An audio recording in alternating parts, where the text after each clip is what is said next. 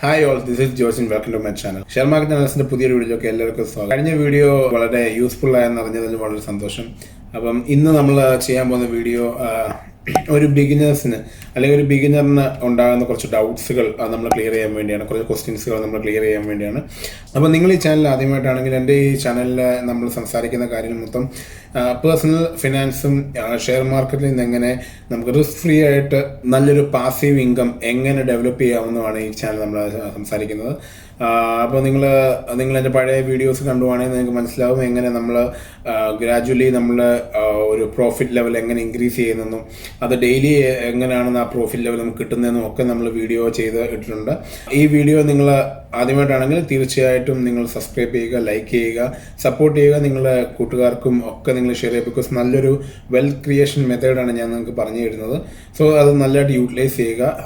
എല്ലാവർക്കും ഇത് എനിക്ക് ചെയ്യാൻ പറ്റുമെങ്കിൽ നിങ്ങൾക്ക് ഇത് സിമ്പിളായിട്ട് ചെയ്യാൻ പറ്റും. പഠിച്ചിട്ട് റിസ്ക് അതിനകത്ത് ഒഴിവാക്കാൻ വേണ്ടി നമ്മൾ ഇതിനെക്കുറിച്ച് കുറച്ച് അറിവുണ്ടായിരിക്കണം. എൻ്റെ കഴിഞ്ഞ വീഡിയോ കണ്ടാൽ തന്നെ അറിയാം, ഏകദേശം 2 ദിവസം കൊണ്ട് എനിക്ക് $50,000 ലോസ് വന്നു. പക്ഷേ അടുത്ത 3 ദിവസം കൊണ്ട് എനിക്ക് ആ $50,000 ലോസ് മാറി 55,000 പ്രോഫിറ്റ് ആയിട്ട് വന്നു. അപ്പം നമുക്കിത് ആ റിസ്ക് മനസ്സിലാക്കി നമ്മൾ പേടിക്കാതിരുന്നാൽ നമുക്ക് ഈസി ആയിട്ട് ഇതിനകത്തുനിന്ന് ഷെയർ മാർക്കറ്റിൽ നിന്ന് നമുക്ക് പൈസ ഉണ്ടാക്കാൻ സാധിക്കും. അപ്പം വീണ്ടും ഒരിക്കൽ പറഞ്ഞ് എല്ലാവരും വീഡിയോ ഫുള്ളായിട്ട് കാണുക, ലൈക്ക് ചെയ്യുക, സബ്സ്ക്രൈബ് ചെയ്യുക, നിങ്ങളുടെ ഫ്രണ്ട്സിനൊക്കെ ഇത് ഷെയർ ചെയ്ത് കൊടുക്കുക. അപ്പം നമുക്ക് വീഡിയോയിലേക്ക് പോകാം.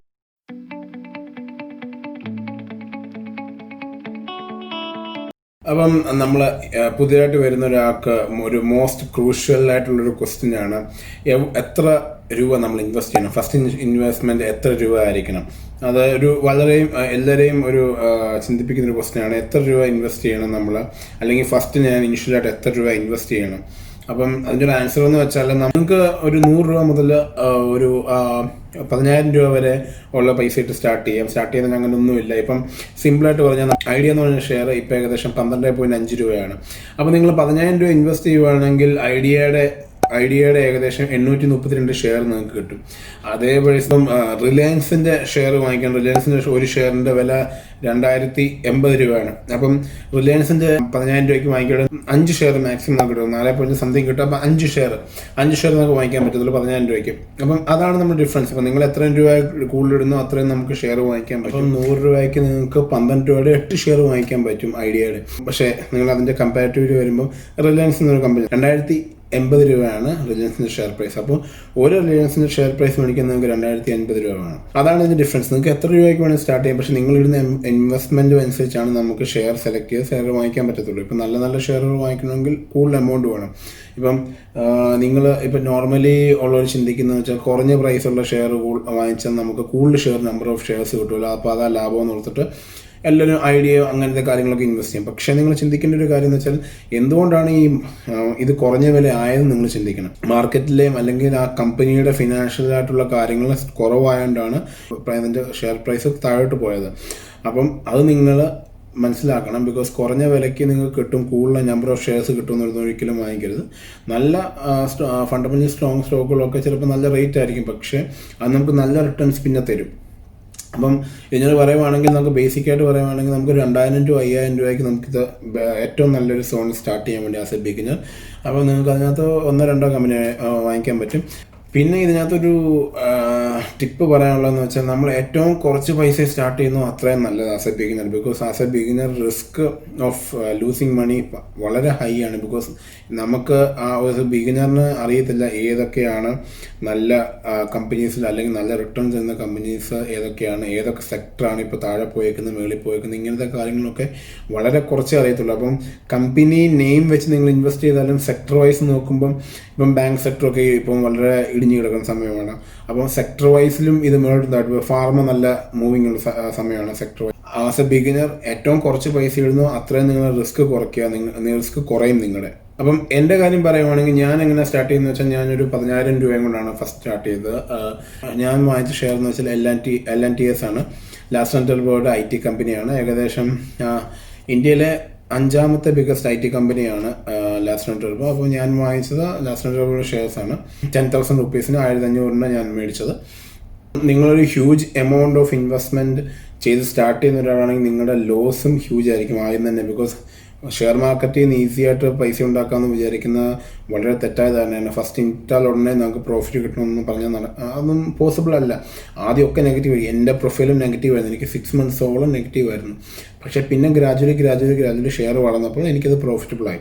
അപ്പം ആദ്യമായിട്ട് ഇൻവെസ്റ്റ് ചെയ്യുന്ന എല്ലാവരോടും എനിക്ക് പറയാനുള്ളത്, എന്നോട് 2-3 പേര് ഇങ്ങനെ സംസാരിച്ചെന്ന് അവരുടെ നല്ലൊരു എമൗണ്ട് ഇട്ടു, പിന്നെ ലോൺ എടുത്ത എമൗണ്ട് ഇടാൻ താല്പര്യപ്പെടുന്നവരൊക്കെ എന്നോട് സംസാരിച്ചിരുന്നു. പക്ഷേ അവരോടൊക്കെ എനിക്ക് പറയാനുള്ളത്, ഒരിക്കലും ഒരു ഹ്യൂജ് എമൗണ്ട് നിങ്ങൾ ഇടരുത്. മന്ത്ലി നിങ്ങൾ സിസ്റ്റമാറ്റിക്കായിട്ട് ഇട്ടാൽ നിങ്ങൾക്ക് റിസ്ക് കുറയ്ക്കാൻ പറ്റും. അടുത്ത മാസം അത് കുറഞ്ഞാലും നിങ്ങൾക്ക് ആവറേജ് ചെയ്യാൻ പറ്റും. അപ്പം നമുക്ക് അടുത്ത ഇതിലോട്ട് പോകാം.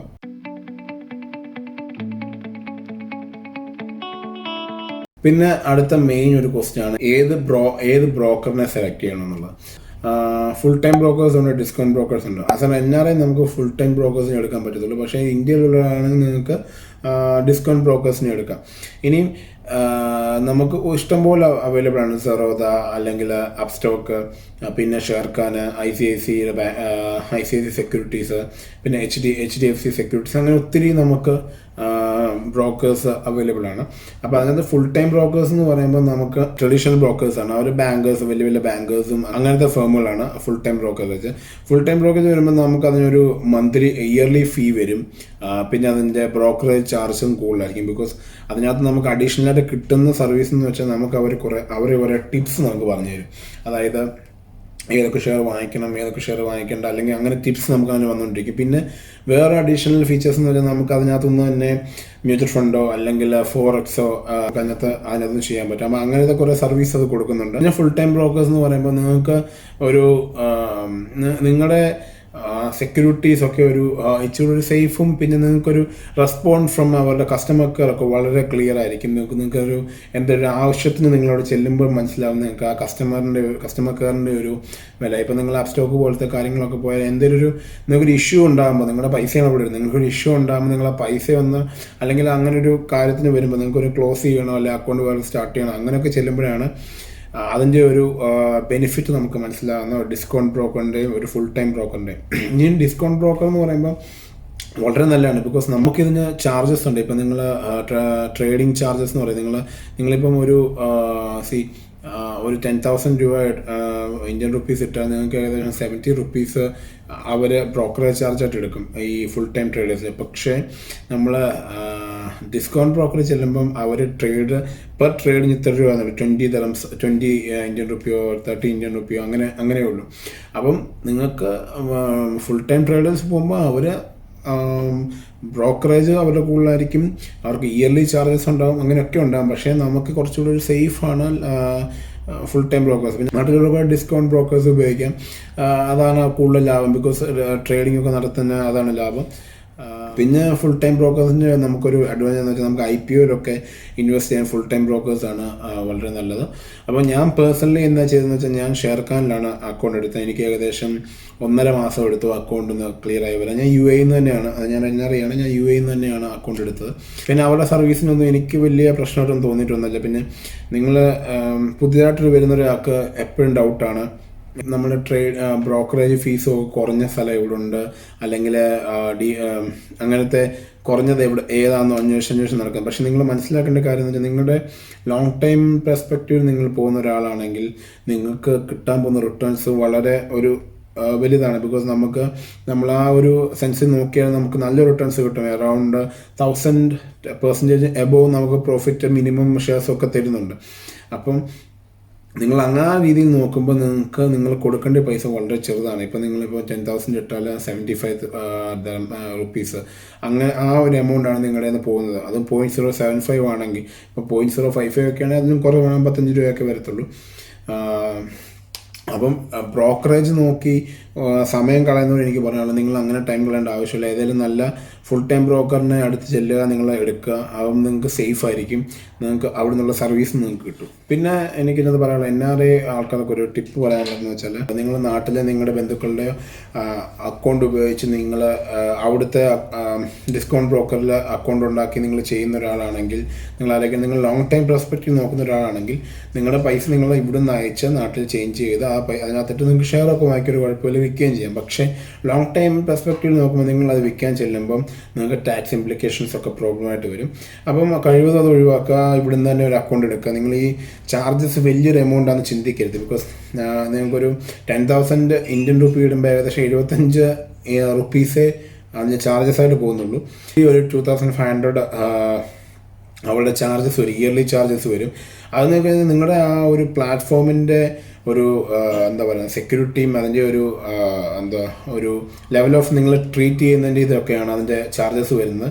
അപ്പോൾ നമുക്ക് അതുപോലെ യൂസ്ഫുള്ളാണ് നമ്മുടെയൊക്കെ ഫുൾ ടൈം ബ്രോക്കേഴ്സിൻ്റെ സർവീസൊക്കെ. കസ്റ്റമർ കെയർ വിളിക്കുവാണെങ്കിൽ പോലും നിങ്ങൾക്ക് ഇൻസ്റ്റൻ്റായിട്ട് തന്നെ നിങ്ങൾക്ക് അതിൻ്റെ ഒരു ഇത് മനസ്സിലാവും.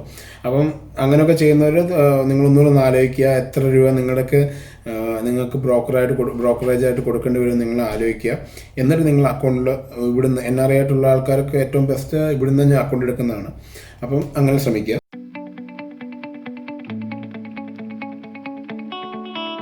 ആസ് ആൻ ബിഗിനർ ഏറ്റവും വലിയ ഡൗട്ടാണ് വേർ ടു ഇൻവെസ്റ്റ്, ഏത് സ്റ്റോക്കിലാണ് നമ്മൾ ഇൻവെസ്റ്റ് ചെയ്യേണ്ടത്. അപ്പം അങ്ങനെയൊക്കെ ഒത്തിരി ഡൗട്ടുള്ളവരുണ്ട്, ഏതൊക്കെ സ്റ്റോക്കിലാണ് നമുക്ക് ഇൻവെസ്റ്റ് ചെയ്യേണ്ടതെന്നൊക്കെ ഒത്തിരി എനിക്ക് മെസ്സേജ് വന്നിട്ടുണ്ടായിരുന്നു. അപ്പോൾ അവരോട് എനിക്ക് പറയാനുള്ളത്, നിങ്ങൾ അത് ബിഗിനർ, അപ്പോൾ നിങ്ങൾക്ക് എപ്പോഴും നല്ലത് ലാർജ് ക്യാപ്പ് സ്റ്റോക്കുകളാണ്, അല്ലെങ്കിൽ ബ്ലൂ ചിപ്പ് സ്റ്റോക്ക് എന്ന് പറയും, അതിനകത്ത് ഇൻവെസ്റ്റ് ചെയ്യുന്നത്. നിങ്ങൾ ചുമ്മാ ഗൂഗിൾ അടിച്ച് നോക്കിയത് ഇന്ത്യൻ ബ്ലൂ ചിപ്പ് സ്റ്റോക്ക് എന്ന് അടിച്ചു കൊടുത്താൽ ഉടനെ നമുക്കത് അവൈലബിൾ ആയി കിട്ടും, ഇപ്പം നിങ്ങൾ കാണുന്ന പോലെ. അപ്പം നമുക്ക് ITC, റിലയൻസ്, HDFC ബാങ്ക്, അങ്ങനത്തെ കമ്പനീസ്, അതൊക്കെ എന്ന് വെച്ചാൽ അതിൻ്റെ ഒരു പ്രൊഡക്ട്സൊക്കെ നമുക്ക് എല്ലായിടത്തും അവൈലബിൾ. HDFCയുടെ ബാങ്കുകൾ എല്ലായിടത്തും നമുക്ക് കാണാൻ പറ്റും. റിലയൻസ്, ജിയോ എല്ലായിടത്തും അറിയാം, എല്ലാവർക്കും യൂസ് ചെയ്യുന്നുണ്ട്. അപ്പം ഇങ്ങനത്തെ പ്രൊഡക്ട്സൊക്കെ എല്ലാവരും യൂസ് ചെയ്യുന്ന പ്രൊഡക്ട്സുകളാണ്. അപ്പം അതിൻ്റെ പ്രൊഡക്ട്സുകൾ നമുക്ക് വിസിബിളാണ്. അങ്ങനത്തെ കമ്പനീസ് നമുക്ക് ആദ്യം ഇൻവെസ്റ്റ് ചെയ്യുക. പിന്നെ കുറച്ചുകൂടെയൊക്കെ അഡ്വാൻസ് ആകുമ്പോൾ നമ്മൾ മോഡ് ബിസിനസ്സുകൾ തപ്പിപ്പിടിക്കുക. മോഡ് ബിസിനസ് എന്ന് വെച്ചാൽ യൂണീക്കായിട്ടുള്ള ബിസിനസ്സുകൾ. ഇപ്പം SBI കാർഡ് ഒരു യൂണിക് ബിസിനസ്സാണ്. പിന്നെ ബ്രാൻഡായിട്ടുള്ള ബിസിനസ്സുകൾ, ഇപ്പം എന്താ പറയുക MRF, അതൊക്കെ ഒരു ബ്രാൻഡാണ്. ജില്ലറ്റ്, അങ്ങനത്തെ ബ്രാൻഡ് ബിസിനസ്സുകളുടെ ഷെയർസ്. പിന്നെ ഇപ്പം റിലയൻസ് ജിയോ ഒരു വളരെ നല്ലതാണ്.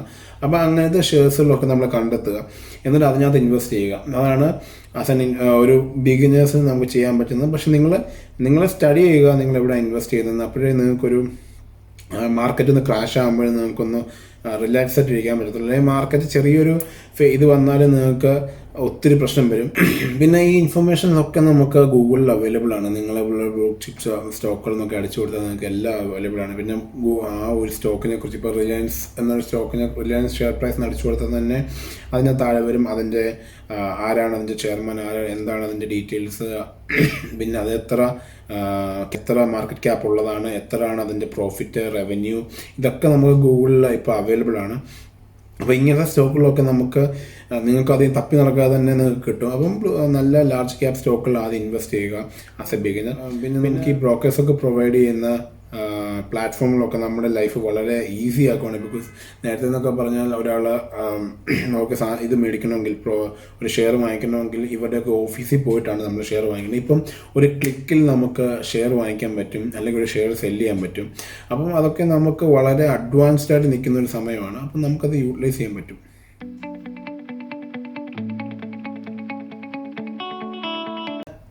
അപ്പോൾ നമ്മുടെ ലാസ്റ്റ് സെഗ്മെൻ്റായിട്ട് നമ്മുടെ സമ്മറിലോട്ട് വന്നേക്കാണ്. അപ്പം ഇതിനകത്ത് നിന്ന് നമുക്ക് മനസ്സിലാക്കാവുന്ന കാര്യം എന്ന് വെച്ചാൽ ഷെയർ മാർക്കറ്റ് എന്ന് പറയുന്ന ഒരു ബിഗ് ഡീലൊന്നുമല്ല, അല്ലെങ്കിൽ ഒരു ഫിനാൻഷ്യൽ നോളജ് വളരെ ഉള്ളവർക്ക് മാത്രം ചെയ്യാൻ പറ്റുന്ന ഒരു കാര്യമേ അല്ല.